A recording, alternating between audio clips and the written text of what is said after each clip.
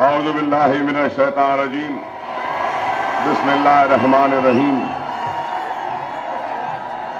सैनशीन पर आपके शोलापुर शहर के मोअज़्ज़िज़ हज़रात और हमारे धंगर समाज से ताल्लुक़ रखने वाले भी कायदीन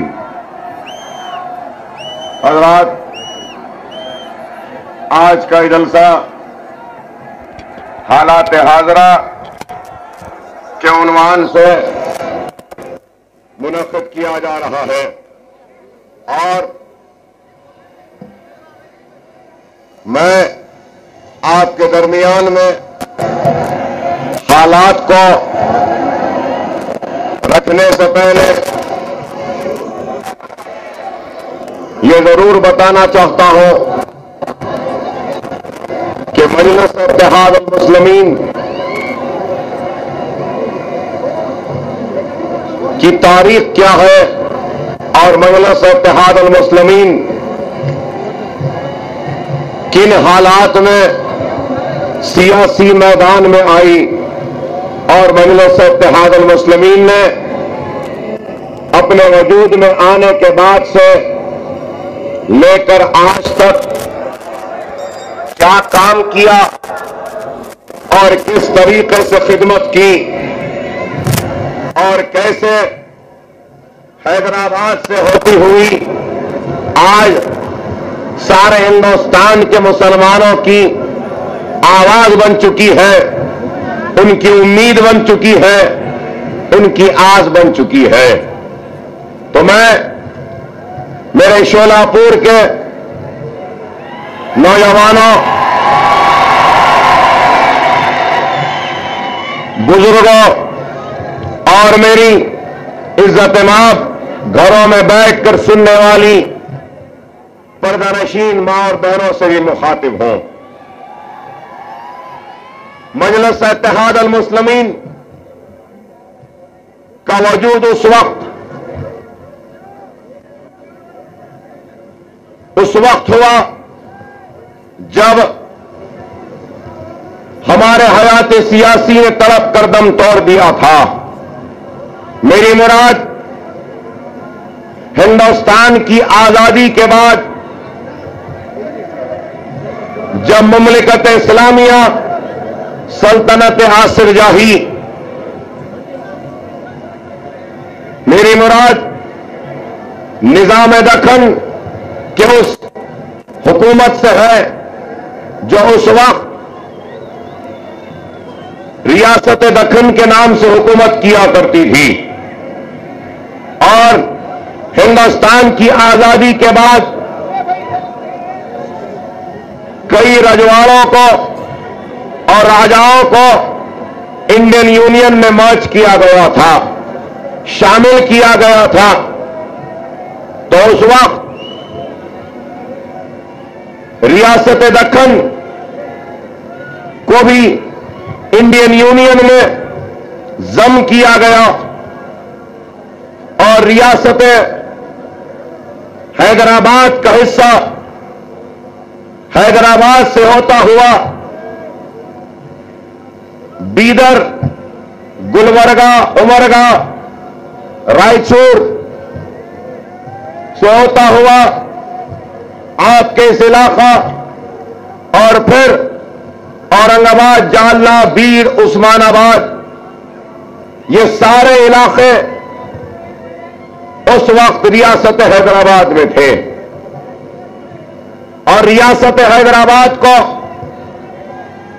इंडियन यूनियन में जम किया गया। तो उस वक्त पुलिस एक्शन, वो ऑपरेशन पोलो के नाम से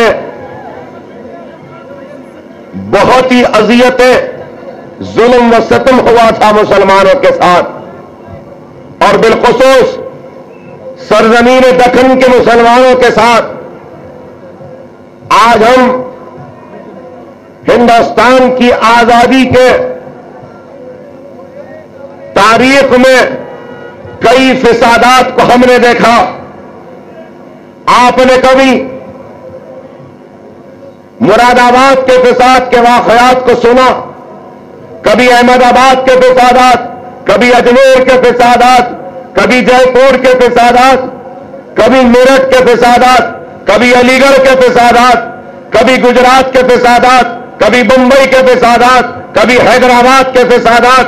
आपने इस हिंदुस्तान की आजादी में 50,000 फिसादात को सुना है, देखा है, झेला है, लेकिन ऑपरेशन पोलो और पुलिस सेक्शन के नाम पर जो जुल्म सितम हुआ था सरजमीन दखन पर, वो अपने आप में एक तारीख है और तारीख कभी उसको भुला नहीं सकती। 1,000, 10,000, 20,000, 50,000, 1 लाख, 1.25 लाख नहीं, बल्कि सरजमीन हैदराबाद और रियासत दखन, जहां पे आप और हम आज खड़े हैं, इस सरजमीन पर 1.5 लाख मुसलमानों का कत्ल आम हुआ था।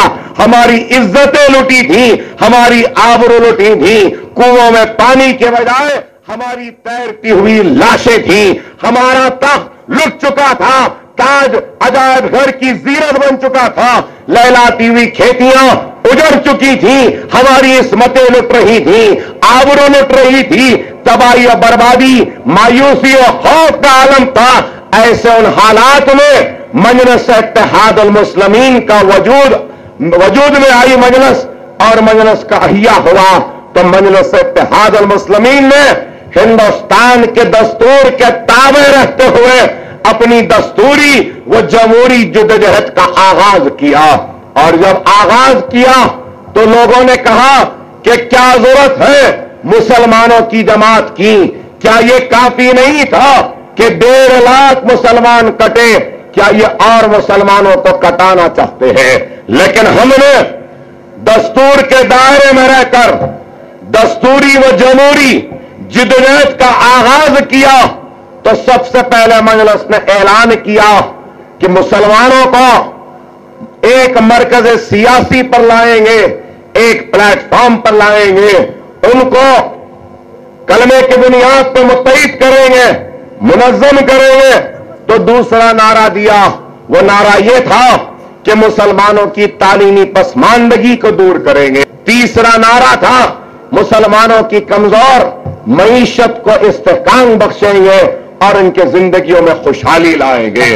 चौथा और आखिरी नारा था तो वो ये था कि मजलिस इत्तेहादुल मुस्लिमीन इंतखाबात में हिस्सा लेगी और इंतखाबात लड़ेगी और अपने नुमाइंदों को मुंतखब करवाकर ऐवान असेंबली व पार्लियामेंट या फिर कॉरपोरेशन के लेवल्स पर भेजेगी और अपने मसाइल को हल करवाएगी।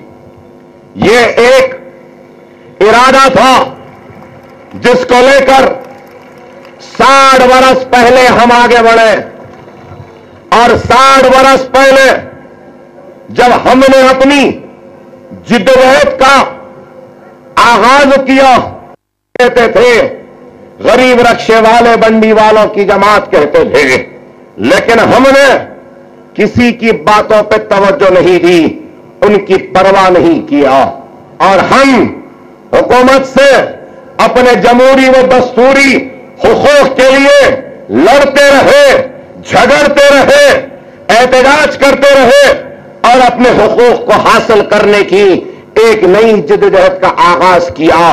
तो उसके साथ ही साथ हमने अपने बलबूते पर भी कुछ करने का इरादा किया और आज मैं कह सकता हूं कि हिंदुस्तान के किसी भी सियासी जमात का इतना बड़ा दफ्तर नहीं होगा जो गरीब मजलूम मुसलमानों की जमात मजलिस इत्तेहादुल मुस्लिमीन का दफ्तर दारुस्सलाम जितना बड़ा है। वह दारुस्सलाम सिर्फ सियासी मरकज नहीं है, बल्कि वह दारुस्सलाम आज एक तालीम का मरकज बन गया। दारुस्सलाम के उस बड़े वसी तर मैदान में हमने तालीमी इदारों का जाल फैलाया। हैदराबाद में हमारा मेडिकल कॉलेज है, हमारा इंजीनियरिंग कॉलेज है, एमबीए कॉलेज है, एमसीए कॉलेज है, हॉस्पिटल मैनेजमेंट कॉलेज है, बी फार्मेसी कॉलेज है, डी फार्मेसी कॉलेज है, फार्मा डी कॉलेज है, कॉलेज ऑफ फिजियोथेरेपी है, कॉलेज ऑफ नर्सिंग है, जीएनएम नर्सिंग है, और उसके बाद एएनएम नर्सिंग है, नर्सिंग इन ग्रेजुएशन है, और नर्सिंग इन मास्टर्स भी हमारे पास है। आप बताइए कि आज हमारा मेडिकल कॉलेज कायम होकर 30 साल होते हैं, और 30 साल में हमने 3000 से ज्यादा मुसलमान डॉक्टरों को निकाला, वहां से डॉक्टर बनाकर उनको सारी दुनिया में भेजा, डॉक्टर बनकर वो खिदमत कर रहे हैं। 13,000 से ज्यादा इंजीनियर्स आज हमारे कॉलेज से निकले, MBA graduates, nursing graduates, hospital के मैनेजमेंट के ग्रेजुएट्स, और उसके अलावा हैदराबाद में 1800 बिस्तर का एक दवाखाना है, तो दूसरा दवाखाना 2100 बिस्तर का दवाखाना है। और आप बताओ कि हमारे दवाखानों में 10 रुपये में कार्ड बना ले, तो 10 रुपये के कार्ड में 3 महीने में 25 से 50 मरतबा भी चाहे तो आदमी आकर डॉक्टर को बता सकता है, सिर्फ 10 रुपये में। और फिर डायलिसिस होता है हमारे दवाखानों में तो 500 रुपये में, एंजियोग्राम 4,500 रुपये में, एंजियोप्लास्टी 20,000 में, दिमाग का पूरे सर को खोलने का ऑपरेशन 70,000 में, हाथ का बाईपास ऑपरेशन होता है तो 90,000 में, जदगी होती है तो 800 रुपये में, और उसके बाद में अगर सीजेरियन से हो तो 1200 में जदगी होती है। वेंटिलेटर के चार्जेस हैं, बड़े दवाखाने में वेंटिलेटर लगाया जाता है तो दिन को 20 से 25,000, हमारे पास सिर्फ 1800 रुपये दिन का वेंटिलेटर चार्जेस लिया जाता है। ये हमारा काम है। न सिर्फ ये बल्कि हैदराबाद में दारुस्सलाम कोऑपरेटिव बैंक के नाम से हमारा खुद का बैंक है, जहां पर डिपॉजिट जो है हमारे पास वो 350 करोड़ से ज्यादा है। हम मुसलमानों के उन 350 करोड़ रुपये की न सिर्फ हिफाजत करते हैं बल्कि वो 350 करोड़ के जरिए हजारों मुसलमानों को कर्ज देते हैं, रोजगार के लिए कर्ज देते हैं, घर बनाने के लिए कर्ज देते हैं, दुकान खोलने के लिए कर्ज देते हैं, तालीम के लिए कर्ज देते हैं, गरीब बच्चियों की शादियों के लिए। बहरहाल इतना काम हम अपने बैंक के जरिए कर रहे हैं। और फिर मजलिस इत्तेहाद अल मुस्लिमीन आंध्रा की असेंबली में अपने साथ अराकीन असेंबली के साथ थी। आंध्र प्रदेश टूटा, तेलंगाना बना, तो आज तेलंगाना की असेंबली में भी हमारे साथ अराकीन असेंबली है। एक रुकने पार्लियामेंट है, 2 एमएलसीज हैं, और सारे रियासत में 100 से ज्यादा हमारे कॉरपोरेटर्स हैं। आंध्रा में टूटने के बाद मैं जिस तेलंगाना रियासत से आया हूं, वहां पे मुसलमानों की तादाद 45 लाख या उससे कुछ थोड़ा बहुत होगी, 50 से कम।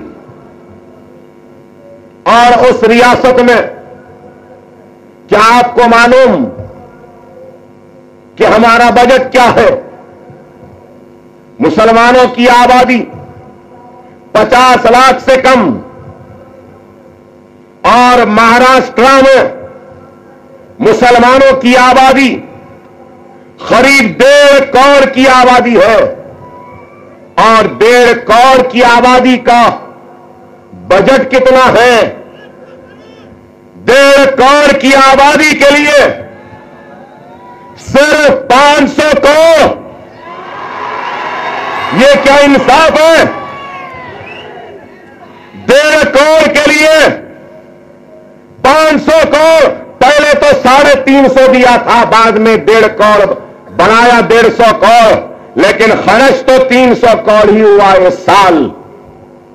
और जहां से मैं आया हूं वहां हमारी आबादी 50 लाख से भी कम है, लेकिन बजट कितना है मालूम? 1000 करोड़ का बजट है हमारे पास।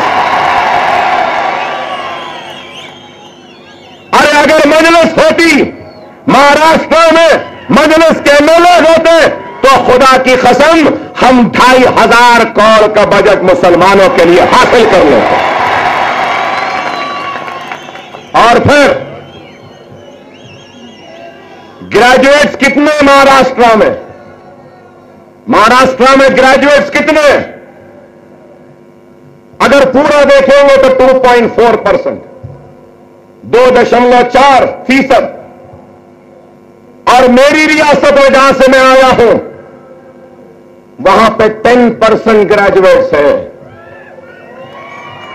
और फिर लड़कियां जो ग्रेजुएट होती हैं महाराष्ट्र में 1.4, और मैं जिस रियासत में आया हूं हमारे पास लड़कियां 10% से भी ज्यादा ग्रेजुएट होते हैं। आईएएस महाराष्ट्र में कितने? 0 है।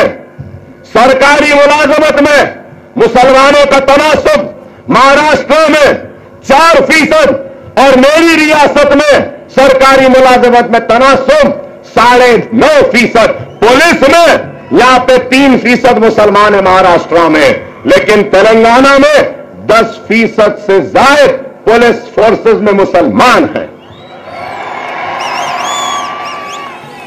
और फिर न सिर्फ ये, मैं पूछना चाहता हूं कि हजारों का नहीं, मैं तो कहूंगा कि लाखों का मजमा है। इस मजमे में खड़े मेरे प्यारे मुसलमानों और दलितों व धनगर समाज के लोगों के सामने ये बात मैं पहुंचाना चाहता हूं और पूछना चाहता हूं। महाराष्ट्र की जेलों में जितने कैदियां हैं, क्या आपको मालूम उनमें मुसलमान कितने हैं? अगर पूरे महाराष्ट्र के कैदी जेलों में अगर 100 कैदी हैं तो उन 100 में 40 मुसलमान हैं। क्या ये इंसाफ है? हमारे जेलों का तनासुब क्या है? क्या आंध्रा तेलंगाना में 40% मुसलमान जेल में है? हरगिज़ खतरा नहीं है। इस वास्ते नहीं है कि जेलों में जाने का वक्त आता है तो हम जेल को जाते हैं, अपने बच्चों को जेलों को जाने नहीं देते। और फिर क्या आपको मालूम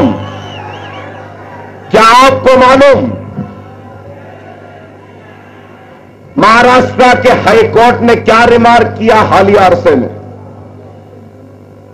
शायद आपको नहीं मालूम। महाराष्ट्र में जेलों में तो 40% मुसलमान है, लेकिन 10 बरस में आज से लेकर 10 बरस पहले तक 333 मुसलमान पुलिस कस्टडी में मर गए महाराष्ट्र में। क्या मालूम है आपको यह बात? 333 मुसलमान पुलिस कस्टडी में मर जाते हैं। मैं पूछना चाहता हूं, ऐ कांग्रेस, एनसीपी के मुसलमानों, तुम्हारे मुंहों को क्यों ताला लगा था? क्या वो बच्चे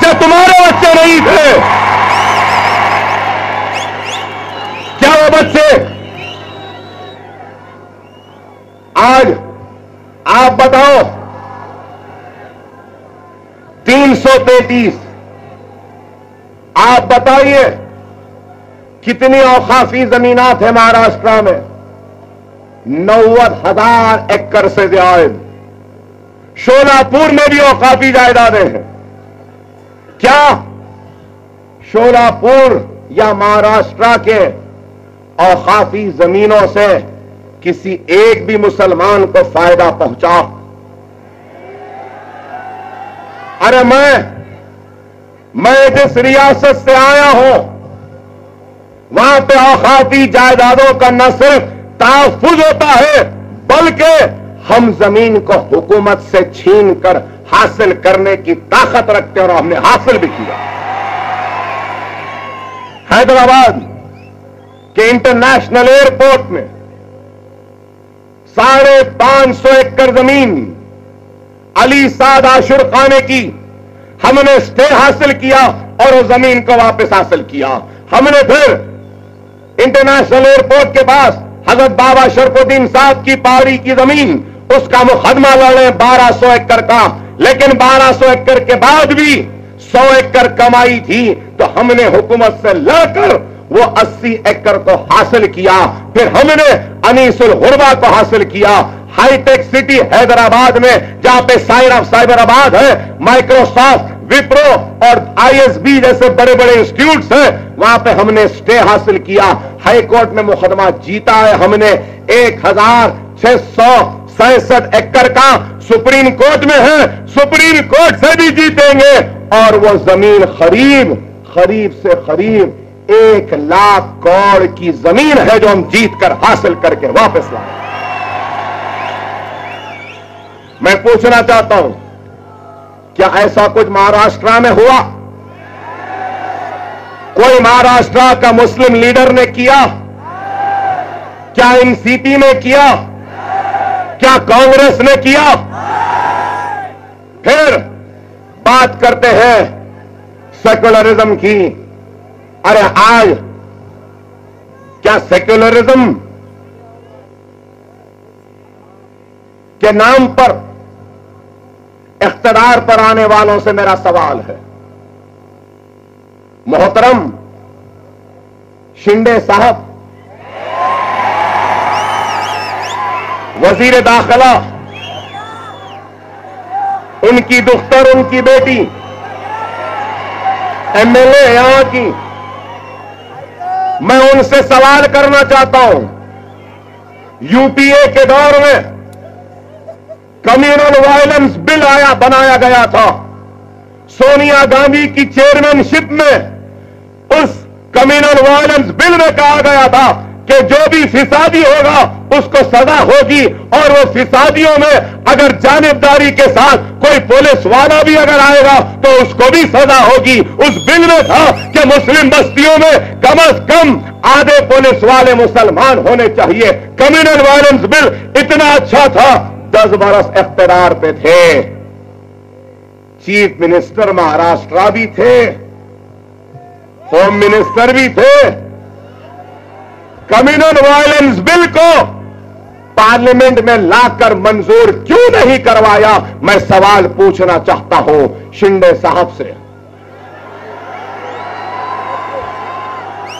अगर शोलापुर को आना है, शोलापुर के मुसलमानों का वोट होना है, तो पहले कम्युनल वायलेंस बिल पास कराओ, उसके बाद आना हमसे वोट मांगने।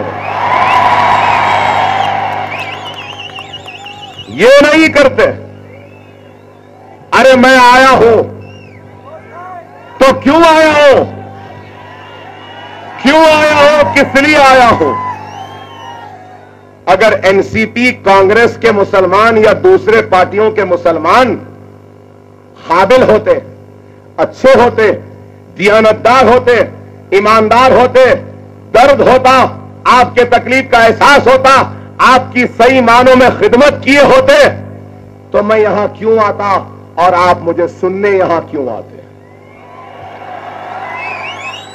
अरे ये लोग नाकाम हुए, इन्होंने धोखा दिया आपको, आपसे वोट हासिल किया, लेकिन आपके दुख में कभी नहीं आए, आपके दर्द में कभी नहीं आए, आपके मुसीबत में नहीं आए, आपकी तकलीफ में नहीं आए, सिर्फ अपने घरों में बैठकर इख्तिदार के कुर्सियों पर बैठकर राज करते रहे। अरे हम इख्तिदार के कुर्सियों पर बैठने वालों में से नहीं हैं, हम मुसलमानों के हक के लिए इख्तिदार के गिरेबानों से खेलने वालों का नाम मजलिस है। हम आए हैं तो किस लिए आए हैं?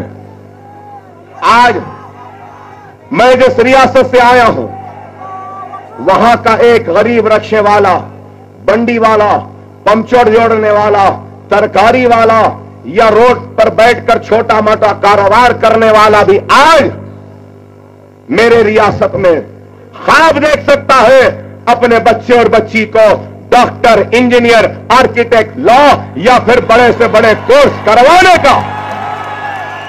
वो ख्वाब कैसे देख सकता है?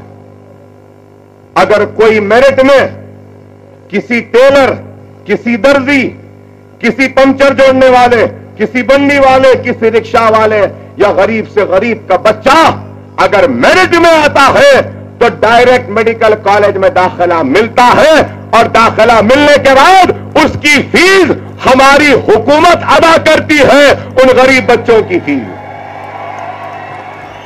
तो आपको मालूम, मैं जिस रियासत से आया हूं वहां पे फीस रिएंबर्समेंट या फीस स्कॉलरशिप का अमाउंट सालाना कितना है आपको मालूम?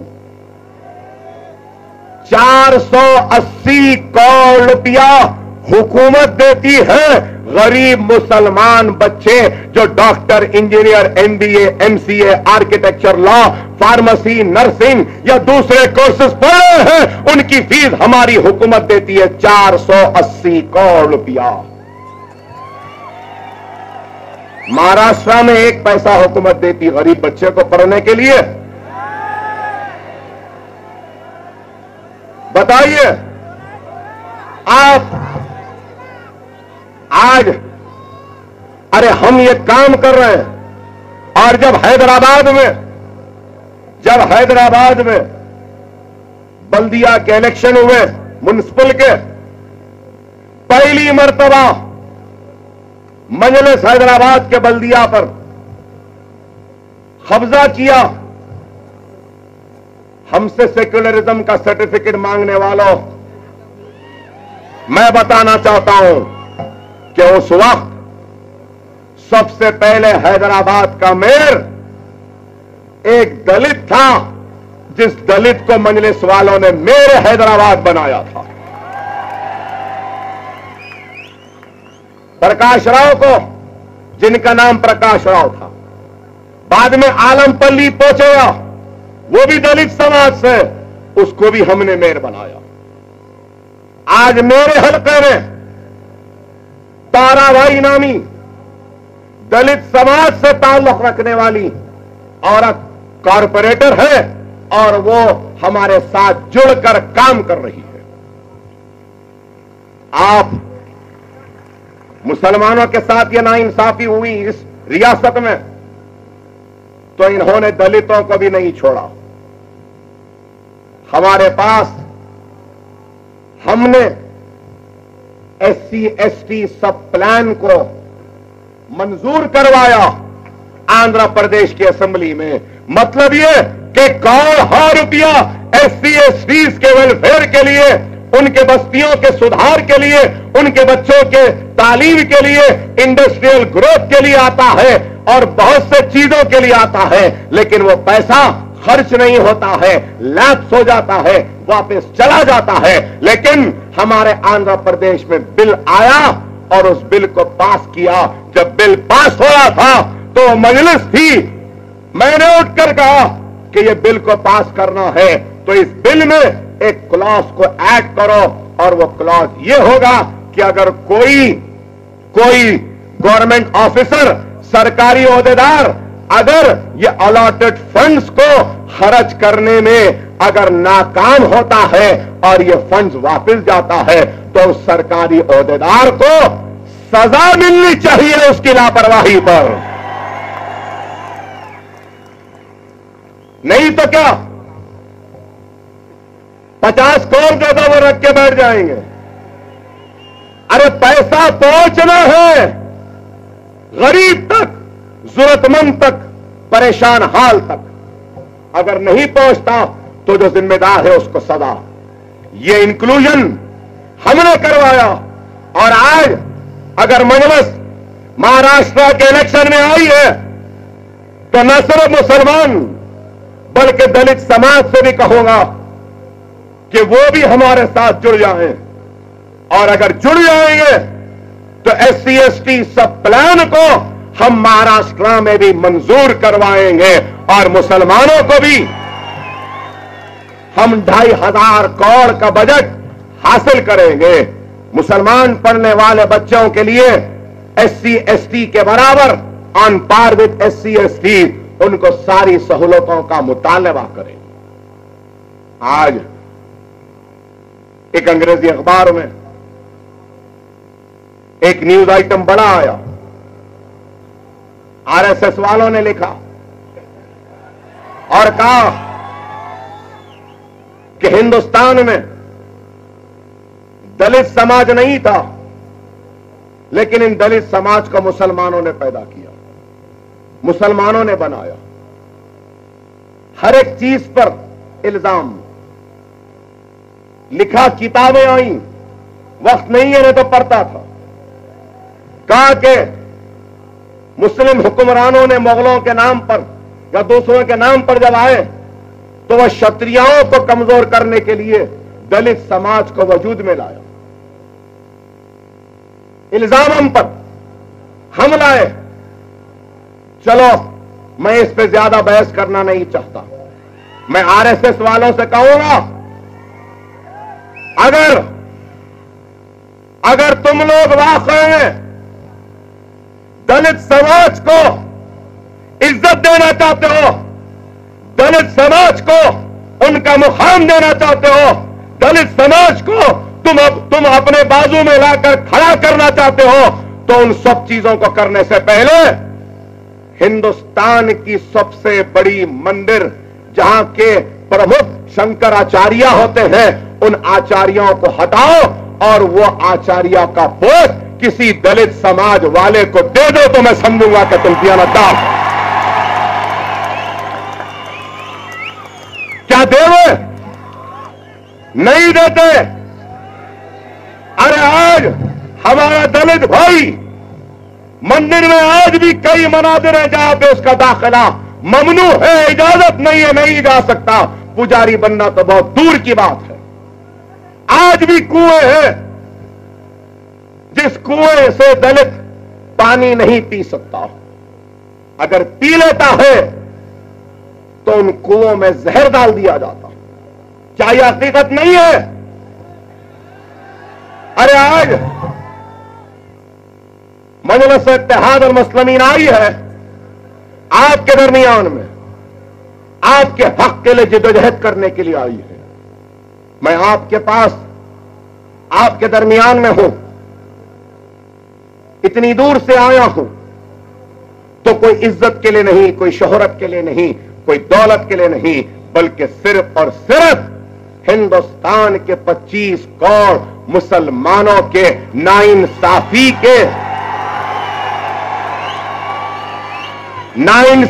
पर हक मांगने आया हूं। हिंदुस्तान की बेआवाज मुसलमानों की आवाज बनने आया हूं। हिंदुस्तान के कमजोर मुसलमानों की ताकत बनने आया हूं। हिंदुस्तान में तबाह बर्बाद हुए मुसलमान जो दुख और दर्द में डूबा है, उस मुसलमान के दुख और दर्द और तकलीफ को लेकर आपके दरमियान में आया। और मेरा दुख, मेरी तकलीफ 50 बरस से नाइंसाफियों पे नाइंसाफियों की शक्ल में आज इस मुल्क में मौजूद है। जिंदगी के कौन से शोबे में हमारे साथ नाइंसाफी नहीं की गई? आप बताओ। मैं पूछना चाहता हूं,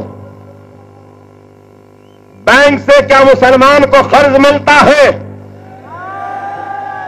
इस मजमे में से कितने लोग हैं हाथ उठाकर बताकर मुझे कह दें कि हां हमको हुकूमत की ग्रांट या मौलाना आजाद फाइनेंस कॉरपोरेशन की जानिब से पैसा मिला और बैंक से भी पैसा मिला? कितने लोग हैं इस मजमे में? हाथ उठाकर बता दें मुझे। कोई नहीं है। तो फिर सवाल इस बात का है, 10 बरस से कांग्रेस और एनसीपी सिर्फ हमको एक वोट बैंक की तरह इस्तेमाल करती आई। अगर मैं ये भी कहूं तो गलत नहीं होगा, हिंदुस्तान में कहीं पर भी चले जाओ, मुसलमानों की बस्तियों को जानना पहचानना आसान है तो दलितों की बस्तियों को भी जानना पहचानना आसान है। इसलिए क्योंकि हम नजर उठाकर देखेंगे तो गंदगी को देखकर, खराब रोडों को देखकर, वहां पर बच्चे जो गरीब खेलते हैं, मदरसे नहीं है, हम आसानी से देखकर पहचान ले सकते हैं कि ये मुसलमानों की बस्ती है या ये दलित की बस्ती है। इस वास्ते क्योंकि वहां पर ना रोड है, ना वहां पे ड्रेनेज है, ना वहां पे पानी है, ना वहां पे सफाई है, ना वहां पे स्कूल है, ना वहां पर बैंक है, ना वहां पर हमारे खुशहाली का कोई सामान है। क्या ये बात गलत है? बताओ।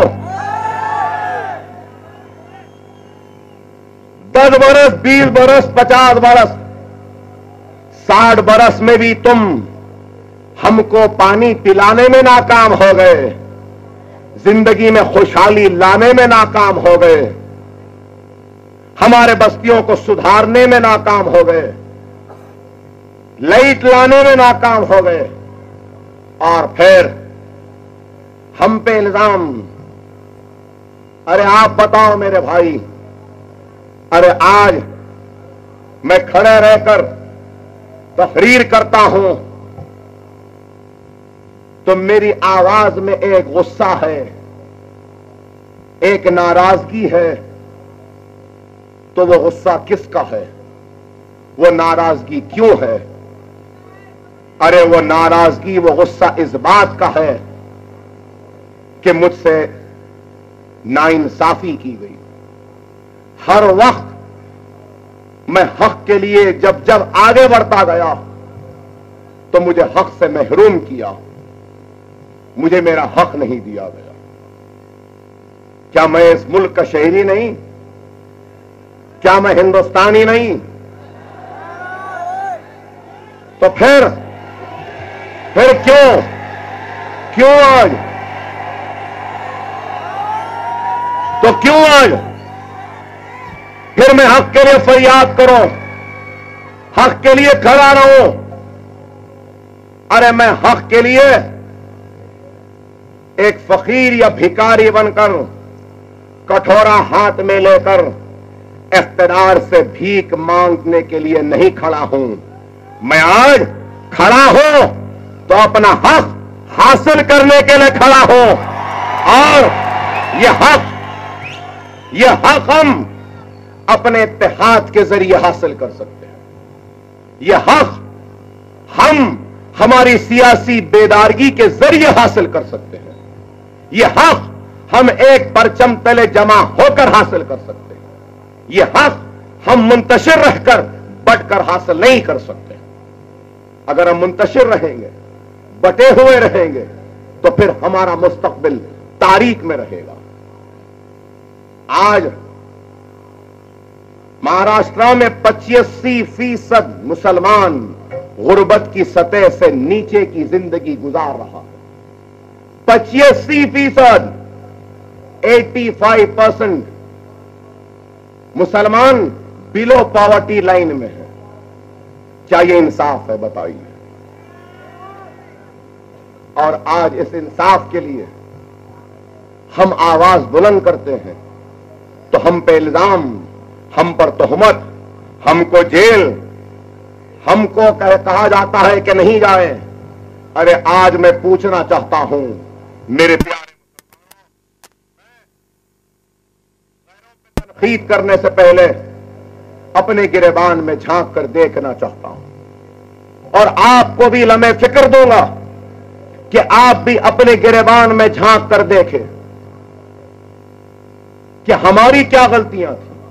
क्या बात है कि इस मुल्क में आज हम गुलामों से बदतर जिंदगी गुजारने पे मजबूर हैं। क्या बात है कि हमारे बच्चे जेलों में सड़ रहे हैं। क्या बात है कि हमारी बस्तियों में गंदगी है। क्या बात है कि हमारी जिंदगियों में खुशहाली नहीं। क्या बात है कि हमको इंसाफ के लिए गैरों की चौखट पे खड़े होना है। क्या बात है कि हमको आज अपने हक के लिए दूसरों के सामने झुकना है। क्या बात है कि कोई हमारी आवाज सुनने वाला नहीं है। क्या बात है कि हमारा खून बह रहा है और बेआवाज बह रहा है। क्या बात है कि आज हमारी शरीयत को खत्म करने की बात की जाती है और हम खामोश हैं।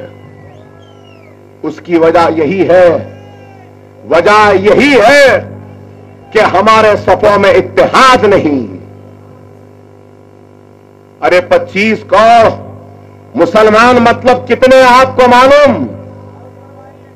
मक्का से लेके मराकश तक, मक्का से लेके मराकश तक जितनी आबादी है वो भी 25 करोड़ नहीं है जितनी आबादी हमारी इस मुल्क में है। लेकिन फिर क्या बात है कि 25 करोड़ मुसलमान अपने वजूद का एहसास दिलाने में कामयाब नहीं हो रहा है। क्या बात है कि 25 करोड़ मुसलमान अपने ऊपर होने वाले जुल्म ज्यादती पर आवाज बुलंद नहीं कर सकता। वजह यही है कि हमारे सफों में इंतशार है। अगर इत्तेहाद होता तो फिर हमारी सूरत हाल कुछ और होगी। खुदारा गौर करो, गौर करो कि कितने फिसादात के जरिए हमको लूटा गया। महाराष्ट्र में आपके इस रियासत में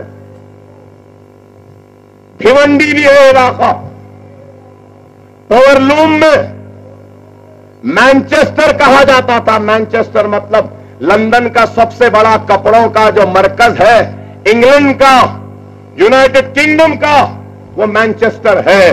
तो इंडिया का मैनचेस्टर भिवंडी था। आज आप देखिए कि भिवंडी में पावरलूम की सनत को तबाह बर्बाद कर दिया गया। जहां जहां सनत में माशी तौर पे हम मजबूत थे, हमको तबाह बर्बाद कर दिया गया। भिवंडी में फिसाद हुआ, पावरलूम की इंडस्ट्री तबाह हो गई। जयपुर में पत्थर तराशने का काम था हमारा, फिसाद हुआ, तबाह बर्बाद हो गए। हर जगह जहां जहां पर हम कारोबारी तौर पे मुस्तहकम थे, फिसादात में हमको तबाह बर्बाद किया गया। कितने फिसादात? 50,000 से ज्यादा फिसादात इस मुल्क में हुए। कभी मलियाबाद का फिसाद, कभी मुरादाबाद का फिसाद, कभी अलीगढ़ का फिसाद, कभी मेरठ का फिसाद, कभी अहमदाबाद का फिसाद, कभी अजमेर का फिसाद, कभी आगरा का फिसाद, तो कभी फिरोजाबाद का फिसाद, कभी भिवंडी का फिसाद, तो कभी बंबई का फिसाद, तो कभी गुजरात का फिसाद, तो कभी हैदराबाद का फिसाद। अरे फिसादात पे फिसादात, 50,000 फिसादात में हम लुटे, तबाह व बर्बाद हुए, लेकिन फिर भी हम नहीं उठे। तो आखिर कब उठेंगे? बाबरी मस्जिद का गम मनाने वाले मेरे प्यारे मुसलमानों, बाबरी मस्जिद की शहादत सिर्फ मुसलमानों के अल्लाह के घर की शहादत नहीं थी, बल्कि हिंदुस्तान के सेक्युलरिज्म पर एक हमला था। और बाबरी मस्जिद के शहादत के जरिए जिन्होंने बाबरी मस्जिद को गिराया, उन्होंने इस मुल्क के सेक्युलरिज्म को भी गिराया है, कमजोर किया है, खत्म करने की साजिश की है। लेकिन मेरे प्यारे मुसलमानों, जो गिराए उन पर बाद में बोलूंगा, पहले अपने गिरेबान में सुनो मेरी बात पर। बाबरी मस्जिद शहीद हुई, एक मीनार दूसरे मीनार से जुदा हो गई, दीवारें गिर गईं, मिंबर रसूल शहीद हो गया, मिंबर रसूल की जगह मूर्ति बिठा दी गई। लेकिन मेरे प्यारे मुसलमानों, क्या तुमने कभी इस बात पर गौर किया कि क्या अल्लाह के घर की हिफाजत अल्लाह से बढ़कर आप और हम कर सकते हैं? अल्लाह के घर की इबादत अल्लाह से बढ़कर अल्लाह के बंदे नहीं कर सकते, इसलिए क्योंकि दुनिया का पत्ता भी अल्लाह की मर्जी के बगैर नहीं हिलता। तो सवाल यह है कि अल्लाह ने अपने घर की शहादत की मंजूरी फिर क्यों दी? इसलिए दी कि अल्लाह अपने घर की शहादत के मंजूरी के जरिए हिंदुस्तान के 25 करोड़ मुसलमान जो ख्वाब गफलत में सो रहे थे, वो अल्लाह अपने घर की शहादत के नजारों के जरिए उन सोने वाले मुसलमानों को नींदों से बेदार करना चाहता था, उठाना चाहता था। अल्लाह अपने घर की शहादत के जरिए हिंदुस्तान के मुसलमानों को बता रहा था, आज एक घर शहीद हो रहा है, इस एक घर की शहादत को तू देखकर उड़ जा, वरना इस मुल्क में 3000 से ज्यादा मसाजिदों को शहीद करने का संघ परिवार वाले मंसूबा रखते हैं, इरादा रखते हैं। क्या गलत है मेरे भाई? क्या आपने अल्लाह के घर की शहादत का हक अदा किया? क्या अदा किया? गैरों पर तरकीद करने से पहले अपने गिरेबानों में झांक कर देखो, हमने अल्लाह के घर की शहादत को रायगा कर दिया। वो हमारे घर को शहीद करने से पहले बीजेपी के एमपीज कितने थे? सिर्फ 2 थे, 2 एमपीज थे, और आज 280 तक पहुंच गए। अरे गौर करो, बाबरी मस्जिद को शहीद करते हुए वो दिल्ली के तख्त पर बैठ गए और हमारा मस्जिद, हमारा अल्लाह का घर शहीद हुआ। हय्या अलस सलाह, हय्या अलल फलाह की सदा बंद हो गई, लेकिन फिर भी हमारे सफों में इत्तेहाद पैदा नहीं हुआ। अरे अफसोस है मेरे प्यारे मुसलमानों, आखिर तुम किस तबाही और बर्बादी के इंतजार में हो? कब उठोगे अगर अब नहीं उठोगे तो? बाबरी मस्जिद शहीद हुई, हमारी मस्जिद, एहतजाज करने वालों के सरों और सीने पर गोलियां, हमारे सर हमारे सीने। उसके बाद बंबई और गुजरात के फिसादात, कैसे फिसादात हुए बंबई गुजरात में? हमारी मां और बहनों को बरहना परेड करवा दिया गया, मां के सामने बेटी की इस्मत को लुटाया गया, शौहर के सामने बीवी की इस्मत को लुटाया, बाप के सामने बेटी की इस्मत को लुटाया, भाई के सामने बहन की इस्मत को लूटा।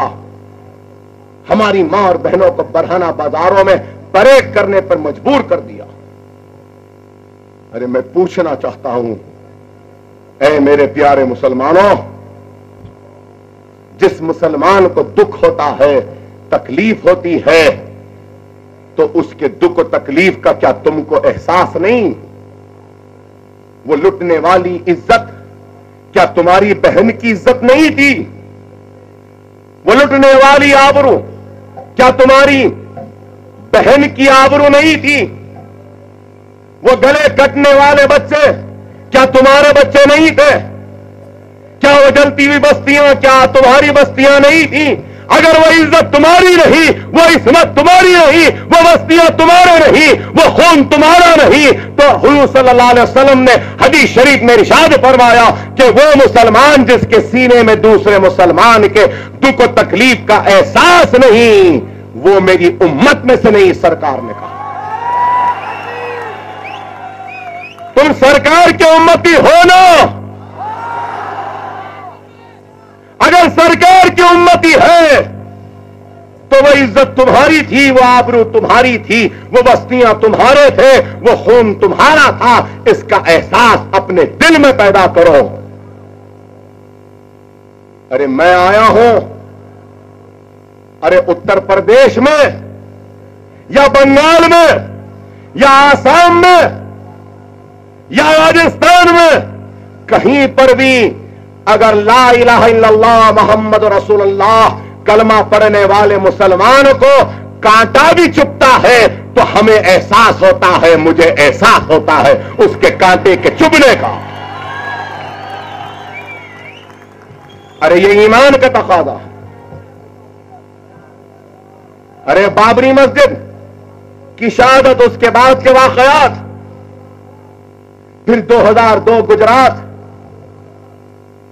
गोधरा, नरोड़ा पाडिया, बेस्ट बेकरी, एहसान जाफरी का कत्ल, इशरत जहां का एनकाउंटर,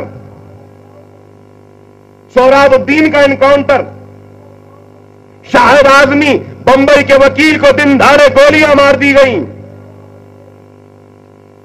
मुजफ्फरनगर का फिसाद। अरे कैसे कैसे फिसादात। एहसान जाफरी ने सोनिया गांधी को फोन किया, एहसान जाफरी ने नरेंद्र मोदी को फोन किया, लोग भाग कर आए कि ये रुकने पार्लियामेंट है, साबिका है, इनके घर में आ जाएंगे तो जान बच जाएगी। लेकिन दरिंदों ने एहसान जाफरी से कहा कि माथे पे तिलक लगाओ, जय सिया राम बोलो, वरना तुम्हारी गर्दन काट देंगे। सलाम करता हूं मैं उस शहीद को, उस घर में शहीद होने वाले सबको। अरे गले तो कटाने तैयार थे लेकिन झुकाने तैयार नहीं थे। अरे गौर करो, आज वो कोडनानी, क्या नाम पूरा उसका, माया कोडनानी के बारे में क्या है कि लोगों को उकसाकर मासूम बच्चों को आग में फेंक कर जलाया गया, जिंदा जलाया गया। जो बहनों का हमल था उस हमल को काट कर पैदा नहीं हुए सो बच्चों को निकाल कर आग में फेंका गया। और उस वक्त यही कोडनानी शाम में खड़ी थी। क्या ये इंसाफ है? मुजफ्फरनगर का फिसाद, फ्रंटलाइन मैगजीन को उठाकर देखिए, अगर तफसील में जाऊं तो रात गुजर जाएगी। फ्रंटलाइन मैगजीन में आया कि एक मुसलमान औरत भागते भागते अपनी इज्जत को बचाते बचाते खेतों में से दौड़ती हुई एक घर दिखता है तो उसको मालूम कि यह सरपंच का घर है, तो भागते हुए खटका मारती है, सरपंच के घर में जाती है और सरपंच से कहती है कि सरपंच साहब मेरी इज्जत को लूटने लोग दौड़ रहे हैं, आप मेरी इज्जत को बचा लीजिए। तो सरपंच साहब उस बेसहारा औरत को अपने घर में बुलाते हैं और घर में बुलाने के बाद दरवाजा बंद करते हैं और ढोल लेते हैं, बजाते हैं ढोल, और ढोल बजाते बजाते एक नहीं, दो नहीं, तीन नहीं, 12 लोगों के जरिए उस मासूम की इज्जत को लुटवाते हैं। क्या यह इंसाफ है? क्या यह इंसाफ है? अरे बताओ, मैं पूछना चाहता हूं, हमारा खून खून नहीं, हमारी इज्जत इज्जत नहीं, हमारी इस्मत इस्मत नहीं, हमारी आबरू आबरू नहीं, हमारे बच्चे बच्चे नहीं, हमारी बच्चियां बच्चियां नहीं, तो फिर बताओ, मैं पूछना चाहता हूं, क्या ये गुजरात का फिसाद, ये बंबई का फिसाद, या मुजफ्फरनगर का फिसाद, ये मुसलमानों के नस्लकशी का फिसाद नहीं है, बल्कि ये इंसानियत को खत्म करने का फिसाद है। ह्यूमन राइट्स कहां है? वुमेन राइट्स कहां है? वुमेन ऑर्गेनाइजेशन कहां है? दिल्ली में इस्मत लुटी, हम मजम्मत करते हैं।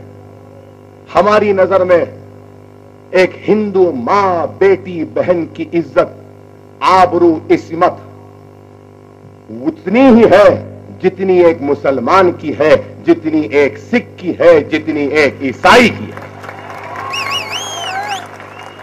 औरत की हुर्मत, औरत की हुर्मत है।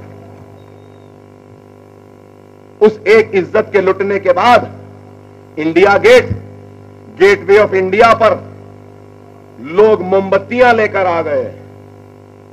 बहुत अच्छा करें, सही करें, और भी करना चाहिए। लेकिन मेरा एक सवाल है, गुजरात, बंबई, मुजफ्फरनगर में भी औरत की इस्मत लुटी थी। मुसलमान हिंदुस्तानी औरत की इस्मत लुटी, हिंदुस्तानी मुसलमान बच्ची की आबरू लुटी। उस वक्त कोई मोमबत्ती लेकर नहीं आया। क्यों नहीं आए? अगर मैं सवाल करता हूं तो मुझे फिरका परस्त कहते हैं। अरे मैं फिरका परस्त नहीं हूं, मैं अपने हक के लिए लड़ने वाला एक बाइज्जत हिंदुस्तानी हूं।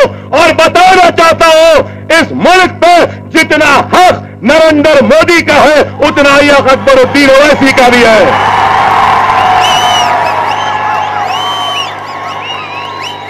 वो कोई पहले दर्जे का शहरी नहीं है और मैं दूसरे दर्जे का शहरी नहीं हूं।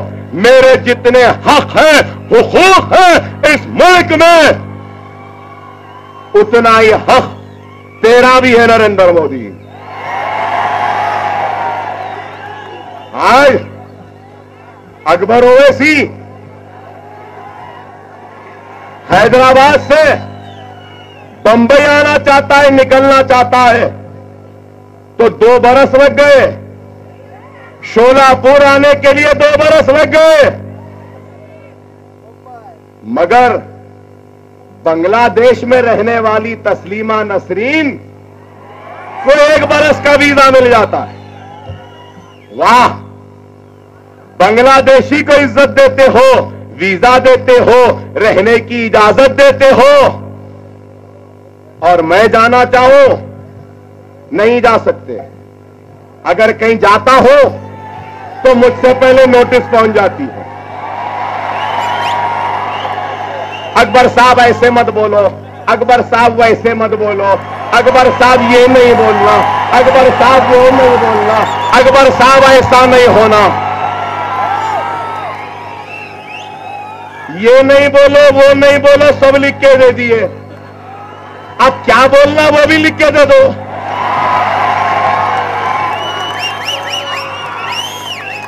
क्या बोलना वो भी लिख के दे दो। अरे आप बताओ, क्या मुझे अपने मुल्क हिंदुस्तान में आजादी के साथ घूमने फिरने का भी हक नहीं है? क्या मैं पूछना चाहता हूं। तुम मुझे जला रहे हो, तुम मुझे लूट रहे हो, तुम मुझे काट रहे हो, तुम मेरे बच्चों को जेल में डालते हो, और उसके बाद मैं थोड़ी सी आह भी करूं तो तुमको गवारा नहीं है। अरे कांटा चुभ जाए तो आह कहते हैं, अगर ठोकर लग के गिर जाए तो ओह कहते हैं, जख्म आ जाए तो बाबा बाबा कहते हैं। लेकिन क्या किसी ने कभी ये देखा है कि कितने जख्म मुझको लगे हैं? क्या कभी किसी ने देखा है कितना जर्ब मुझको लगा है? 50 बरस से जर्ब पे जर्ब, जर्ब पे जर्ब लग रहा है, तो हम मुसलमानों पे लग रहा है। कटते जा रहे हैं तो हम कटते जा रहे हैं, तबाह हो रहे हैं तो हम हो रहे हैं। उसके बाद भी हम आवाज नहीं उठाना। अरे आप बताओ, आज मजलिस अकबरुद्दीन ओवैसी अगर आया है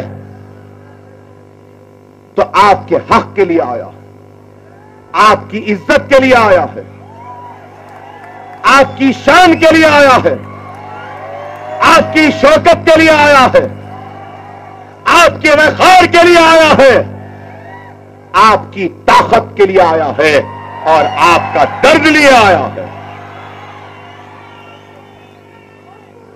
आज मुझसे कहते हैं ऐसा नहीं कहना, वैसा नहीं कहना। मैं पूछना चाहता हूं, क्या क्या हुआ 100 दिन में?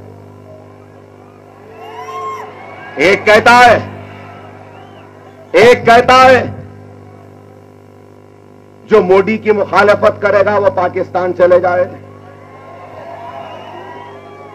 दूसरा कहता है कि हिंदुस्तान के मुसलमानों में राम का खून है। तीसरा कहता है लव जिहाद। चौथा कहता है अब वो दशहरा में जो नाच होता है उसका नाम जिहाद। फिर जितनी तालीम है गुजरात में उसको खत्म कर दिए और कहते हैं कि महाभारत में लिखा था कि गाड़ियां महाभारत के दौर में आ गई। ये तालीम है, गलत कह रहा हूं। और ये भी बोले सेलफोन भी आ गया था जब। ये पढ़ाने वाले हैं। अरे क्या क्या कह रहे हैं आप बताइए। और एक कहता है कि दीनी मदरसों में दहशतगर्दी की तालीम दी जाती है, हिंदुस्तान का तिरंगा का परचम नहीं लहराया जाता। अरे दीनी मदरसों पे हिंदुस्तान का परचम नहीं लहराते। बोलने वालों, मैं तुमसे सवाल करता हूं, आरएसएस के दफ्तर पर 1947 में तिरंगा लहराया गया था झंडा। फिर उसके बाद 50 में 1950 में, फिर 2002 तक हिंदुस्तान का परचम आरएसएस के दफ्तर पर नहीं लहराया गया था। आरएसएस, संघ परिवार, बीजेपी, आरएसएस, विश्व हिंदू परिषद, नरेंद्र मोदी, आरएसएस के सरबराह सुदर्शन, वीएचपी के सरबराह अशोक सिंघल, बताओ तो सही आरएसएस के दफ्तर पे झंडा क्यों नहीं लहराए? खुद तो नहीं लहराते। हमसे सवाल, हिंदुस्तान के मुसलमानों में राम का खून है। अरे दीवाने, राम का नहीं है, आदम अलैहिस्सलाम का खून है।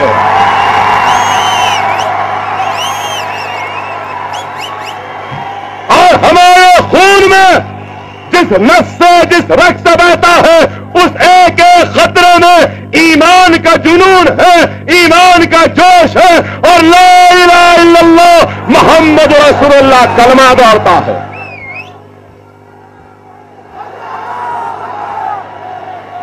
फिर कहता है मोदी की मुखालिफत करने वाले पाकिस्तान चले गए।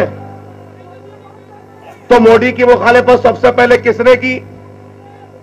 इनके पार्टी में लाल किशन आडवाणी। तो भिजा दो ना आडवाणी को। नहीं। फिर एक कहता है कि मुसलमानों को घर न दो। अरे वो कहता है कि घर न दो। अरे मैं कहता हूं कि कोई भी हिंदू मुस्लिम बस्ती में घर लेना चाहता है तो वो आए, हम उनको घर देंगे, हम उनकी हिफाजत करेंगे, हम उनकी रखवाली करेंगे, हम उनकी हिफाजत करेंगे। क्योंकि ये मुल्क मुसलमान का भी उतना है जितना हिंदू का है, हिंदू का भी उतना है जितना मुसलमान का है, सिख का है, ईसाई का है। यह मुल्क हर हिंदुस्तानी का है और हर हिंदुस्तानी इस मुल्क में कहीं पर भी रह सकता है। कोई ये नहीं कह सकता कि तू यहां रहे या वहां ना रहे। क्या गलत है मेरी बात? और फिर क्यों हमको घर ना दे बाबा? हम खूबसूरत है बोल के ना दे, हम अच्छे हैं बोल के ना दे, या हम खराब है बोल के ना दे, या हम काले हैं बोल के ना दे, या फिर हम समझ जाइए क्यों ना दे? क्यों ना दे बताइए। अरे आज जिसको जो चाहे कहते हैं। अरे याद रखो, मैं इस मजमे में से खड़े होकर कहना चाहता हूं कि मजलिस इत्तेहाद अल मुस्लिमीन हिंदुओं के खिलाफ नहीं है। हम बिल्कुल नहीं है। हम खिलाफ हैं तो आरएसएस के संघ परिवार के, विश्व हिंदू परिषद के हम खिलाफ हैं, तो इस मुल्क को हिंदू राष्ट्र बनाने के हम खिलाफ हैं, तो कि गुजरात को जलाने वालों के हम खिलाफ हैं, तो नरेंद्र मोदी के हम खिलाफ हैं, बाबरी मस्जिद गिराने वालों के हम खिलाफ हैं, तो हमारे बच्चों को जेल में डालने वालों के हम खिलाफ हैं, जो इस मुल्क के सेक्युलरिज्म को खत्म करना चाहते हैं। हम खिलाफ हैं हिंदुस्तान की शरीयत को खत्म करने वालों के खिलाफ हम खिलाफ हैं, तो उन लोगों के जो इस मुल्क के सेक्युलरिज्म को खत्म करके इस मुल्क को हिंदू राष्ट्र में तब्दील करना चाहते हैं। क्या यह गुनाह है? क्या यह गुनाह है? अरे हम तो इनके खिलाफ थे हैं। हिंदुस्तानी मुसलमानों का, मुसलमान छोड़ दो, आज बड़े वजीर आजम बन के बैठे मोदी।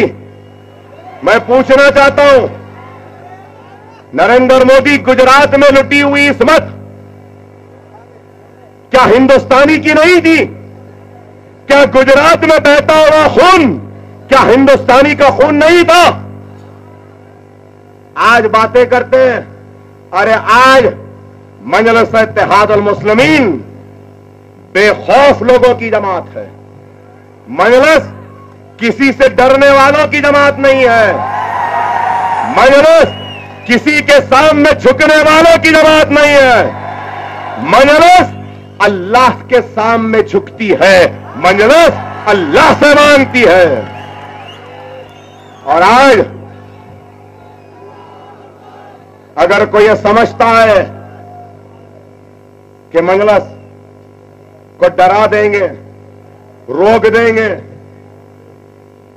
अरे मेरे भाई, ना हम किसी से डरते हैं, ना किसी से रोकने से रुकते हैं। और अगर कोई हमसे ये कहता है कि इस मुल्क को छोड़ के चले जाएं, तो उनसे कहूंगा कि किसी की मां नहीं जनी जो हमसे कहे कि इस मुल्क को छोड़ दे। ये मुल्क हमारा था, हमारा है, हमारा रहेगा। इस मुल्क को हमने सजाया है, संवारा है, हमने इस मुल्क को कुतुब मीनार की बुलंदी दी है, तो हमने इस मुल्क को वो लाल किला भी दिया है जहां पे हमारा तिरंगा बड़े आब और ताब से लहराता है। मैं मुसलमान हूं, मुझे फख्र है अपने मुसलमान होने पर। मुझे फख्र है अपने मुसलमान होने पर।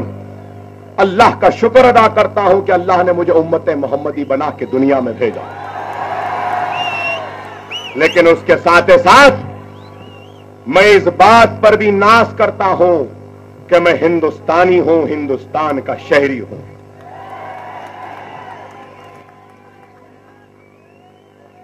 और अगर इस मुल्क पे अगर कोई वक्त आएगा, बुरा वक्त आएगा, मुसीबत का वक्त आएगा, तो खुदा की कसम सबसे पहले अपने सीनों को पेश कर कर इस मुल्क की हिफाजत करने वालों का नाम भी मुसलमान होगा, अकबरुद्दीन ओवैसी होगा। हम इस मुल्क में हमने रोजी हासिल की, रोटी हासिल की, इस मुल्क में हम जीते हैं और इस मुल्क में ही हम मरेंगे। यह मुल्क में हमारा हक है। लेकिन नौजवानों, याद रखो, जो ताकत वोट में है ना, वो ताकत किसी और में नहीं होती। वोट का सही इस्तेमाल करो, जमहूरी व दस्तूरी जिद्दोजहद करो और अपने पसंद के नुमाइंदों का इंतखाब करो। अगर तुम मुझसे मुतमईन नहीं, मुझे पसंद नहीं करते, तब भी कोई बात नहीं, लेकिन अपने वोट का इस्तेमाल करो, अपने वोट को बेकार रायगा ना करो। और मैं मेरे प्यारे मुसलमानों से कहूंगा, बाबरी मस्जिद की शहादत, गुजरात, अहमदाबाद इतने फिसादात, मुजफ्फरनगर, फिर आसाम, फिर इतने फिसादात। अरे मुसलमानों, अपने सफों में इत्तेहाद को पैदा करो।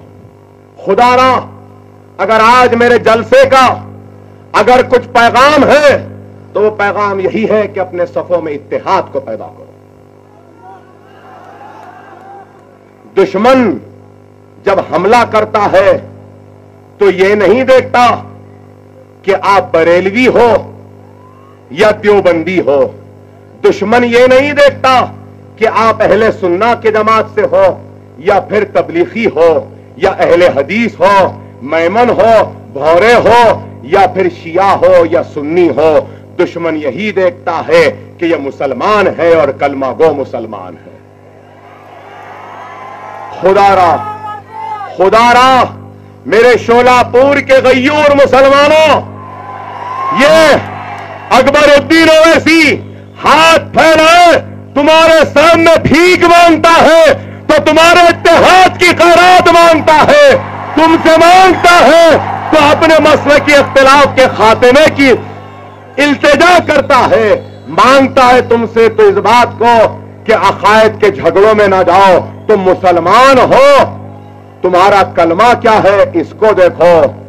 5 जो पिल्लर्स हैं, कलमा, नमाज, रोजा, ज़कात और हज, इस पे तवज्जो दो मेरे प्यारे मुसलमानों। अकायद के झगड़ों में ना जाओ। बाबरी मस्जिद, बाबरी मस्जिद का गम है तो नौजवानों, तुम्हें वास्ता है अल्लाह का, रसूल अल्लाह का, खुलफाए राशिदीन का, शहदाए करबला का, औलिया अल्लाह का। बाबरी मस्जिद का गम है तो 5 वक्त के नमाजी बन जाओ, मसाजिदों को आबाद कर दो।